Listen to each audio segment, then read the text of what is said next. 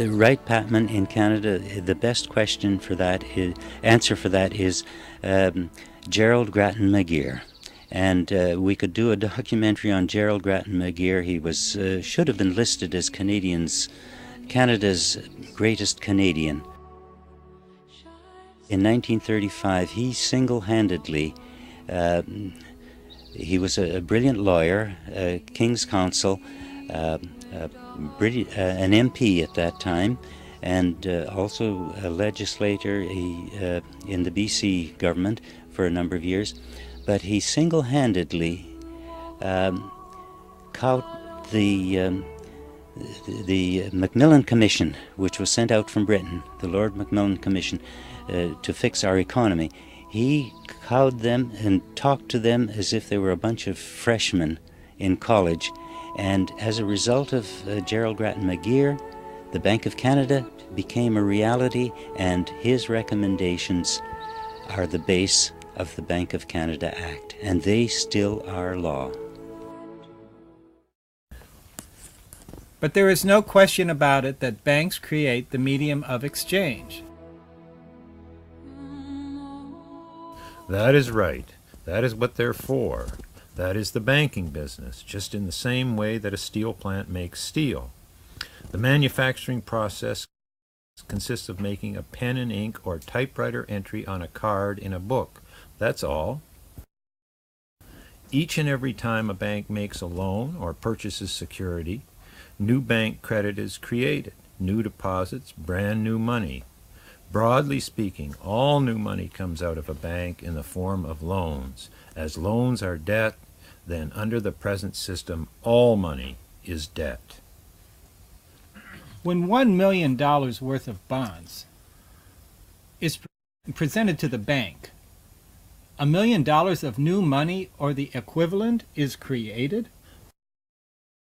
Yes. Is it a fact that $1 million of new money is created? That's right. Now, the same thing holds true when a municipality or a province goes to the bank. Or an individual borrower. When a private person goes to the bank. Yes. When I borrow $100 from the bank as a private citizen, the bank makes a bookkeeping entry, and there is a $100 increase in the deposits of that bank, in the total deposits of that bank. Yes. Mr. Towers, when you allow the merchant banking system to issue bank deposits, which, with the practice of using the checks as we have it in vogue today, constitutes the medium of exchange upon which I think 95% of our public and private business is transacted, you virtually allow the banks to issue an effective substitute for money. Do you not? The bank deposits are actual money in that sense, yes.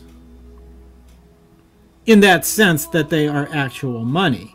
But, as a matter of fact, they are not actual money, but credit, bookkeeping accounts, which are used as a substitute for money. Yes. Then we authorize the banks to issue a substitute for money. Yes, I think that's a very fair statement of banking. 12% of the money in use in Canada is issued by the government through the Mint and the Bank of Canada, and 88% is issued by the merchant banks of Canada on the reserves issued by the Bank of Canada. Yes.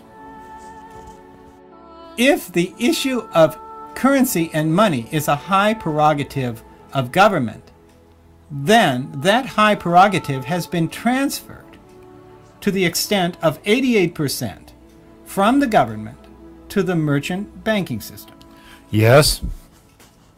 Will you tell me why a government with power to create money should give that power away to a private monopoly and then borrow that which Parliament can create itself back at interest to the point of national bankruptcy? If Parliament wants to change the form of operating the banking system, then certainly that is within the power of Parliament.